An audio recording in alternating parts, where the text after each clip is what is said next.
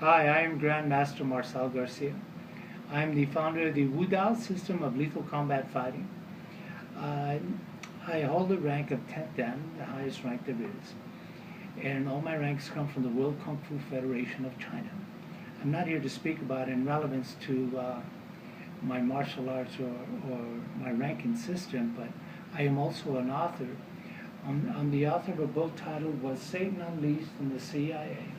You will see this book, or if you wish to obtain the book, it'd be with Amazon.com. You can go to my website at wudaomuaythai.com and go to letter support, and you'll see all my credentials there, as well as the cover of my book. Click on that cover, and it'll send you straight to Amazon.com. The stories in my book are in relevance to CIA covert operations. My cousin Ernest Garcia was in the CIA since back in 1946 when it was still OSS. He did petition Congress in the 1990s to allow him to reveal his covert operations.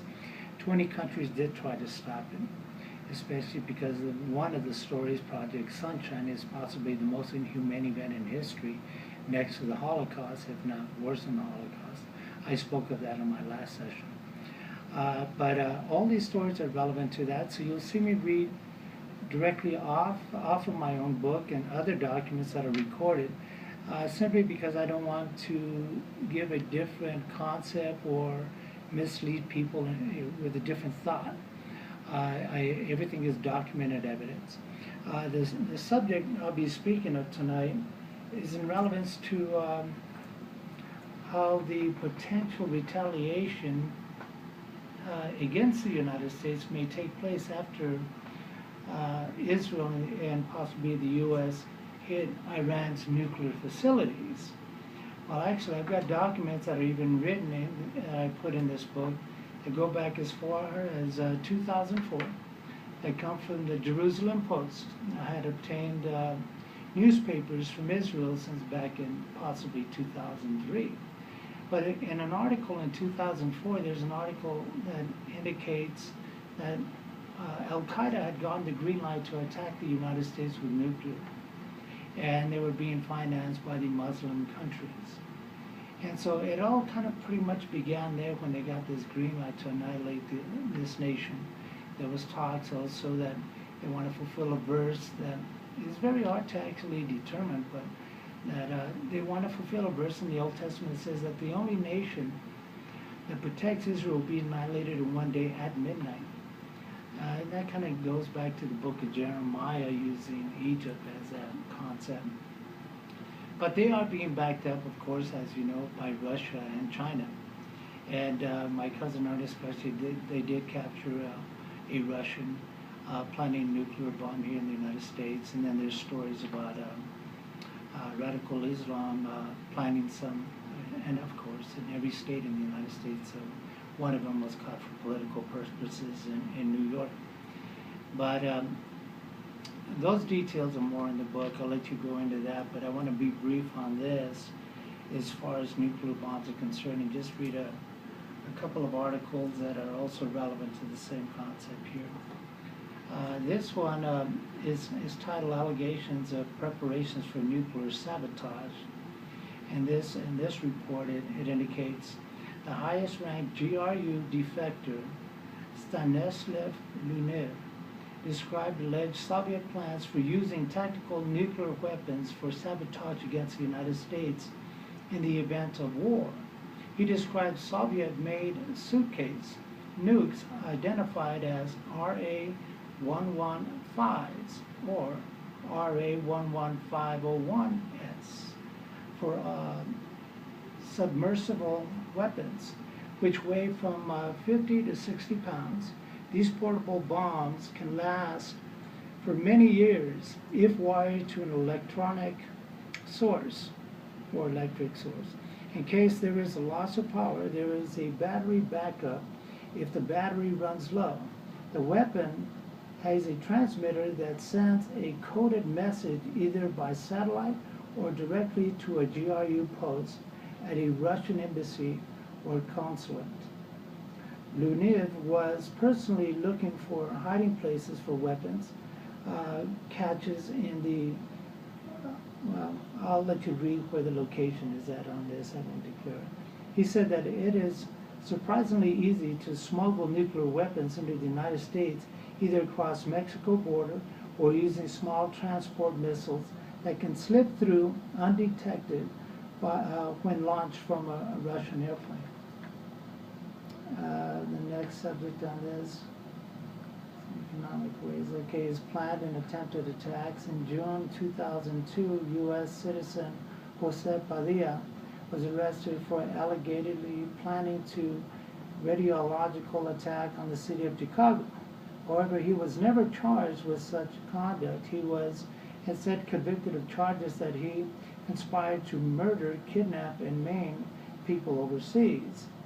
And in November 2006, M15 warned that the Islamic terrorists, specifically the Al-Qaeda, were planning on using nuclear weapons against cities in the United Kingdom by obtaining the bombs via clandestine means.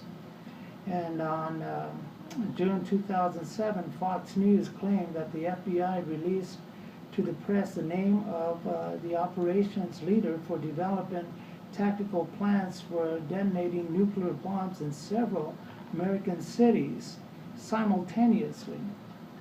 And there I also indicate the person's name involved in that, and I want to mention it on video, but if you get the book, you're welcome to look at the actual names of the people involved in this. This report only makes common sense that one of the ways to destroy our nation would be from the inside out, and as previously said, that terrorists may possibly even use dirty bombs along with nuclear weapons, with a possible intention to destroy the United States in one day. This may coincide with events in the Holy Scriptures when certain nations were attacked at midnight and destroyed by the morning of the same day. Other upcoming reports from different sources also seem to support the same concept. The terrorist intentions seem to be of their highest priority in meeting this horrifying objective. There is more reports in relevance to all this that will let you obtain the book so you can see more details in relevance to how these bombs are being planted and how many of them even came through containers at the ports in certain states of the United States, and large containers that you see with semi-trucks that also held some of these, were brought in that manner. This report indicates Islamic people will never be content with Israel's existence in the Middle East and with a world that is controlled by the infidel West. It is obvious that sooner or later a spark will kindle the fires of a holy war. It does not really matter if the West does all it can to avoid holy war with Islam by politically correct speeches of appeasement, because at the end Islam will bring holy war to the West. There's a lot more information and relevance to what I'm indicating here, but you can see a lot of that in my book, and these are just notes that I'm indicating to you. Our last session, I did indicate a report that came out of the Jerusalem Post dated July 14th of this month, and we are still in July, coming to the end of this month, and it indicates Netanyahu, Iran, weeks away from crossing the red line. And that's the article from Israel, the Jerusalem Post, and he says that they will have to attack Iran in the next few weeks in order to stop them from pursuing nuclear weapons. While a current report indicated that Putin from Russia will be going to Iran in August of this coming month, and I think that date is in August 12th, that he'll be going to Iran, and discussions about their nuclear intentions. And then this report is just a couple of days after Netanyahu's, and that's dated July 16th, 2013, where John Bolton makes a statement: Israel should have attacked Iran since yesterday. That also comes from the Jerusalem Post. And if you could see the expression on his face there, he is really concerned that Iran will possibly make nuclear weapons and attack the United States. And if this was to occur, as Netanyahu has indicated, it could be within the next few weeks. I would assume possibly by September, that this attack may take place against Iran. Now, the retaliation is something to take into consideration. There is talks here in New Mexico, even from commanders that work in the base, either Kirtland or Sandy. I don't want to indicate which one, but the commander's name I don't have. This is just all hearsay anyway. But they're indicating that they have found boxes with plutonium bombs in them, and they were covered with lead so that you would not be able to detect these bombs. And unfortunately, they're indicating that they're all over the United States, and they just can't find them all. And so that, just a plutonium bomb alone, just the flash of the explosion of one of these bombs will wipe out Manhattan. Just the flash alone, not even including the explosion.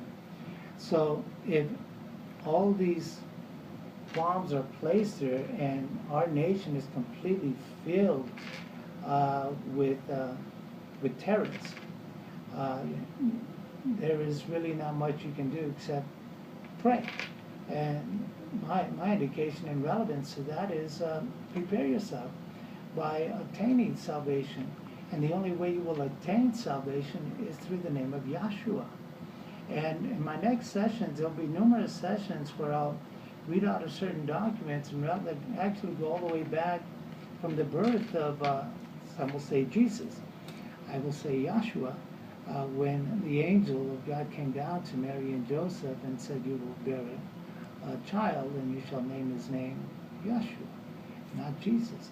And I will kind of indicate all these documents and release this information because it is so important that people know the true name that to obtain salvation is through Yahshua, and how the name Yahshua even Jesus came into existence, and who brought it into existence. And so you'll see through a lot of Christianity where even the Catholic Church claims itself to be Christian, but non-denominationals, all these ministers, they bring people up to the altar to be saved in Jesus' name. It is not the true name that you call out to obtain salvation. But it is so important that I jump to a lot of different, skip a lot of different subjects in my book to get to this one subject, just in case there is an intense retaliation. With all the signs that you see from God, Yahweh, giving us with the weather and all these other signs, he's trying to give us a warning to turn to Christ in order to obtain salvation before the rapture of the church, in which I believe will occur just before the peace treaty. And as of this date, the 29th of July, they were speaking on the news about the peace treaty with Israel and Palestine moving forward. And I will show you documents and plans of how Pope Francis and the Orthodox priests of Greece, some will call him the bishop, some will call him a pope of the Orthodox Catholic Church of Greece, uniting together. And I will give you the date as when they're going to come together in Jerusalem. And of course, there's been plans with Peres, the president of Israel, with the Catholic Church for many years. Until next time, may the Lord bless you, and may you be saved in the name of Yahshua. Amen.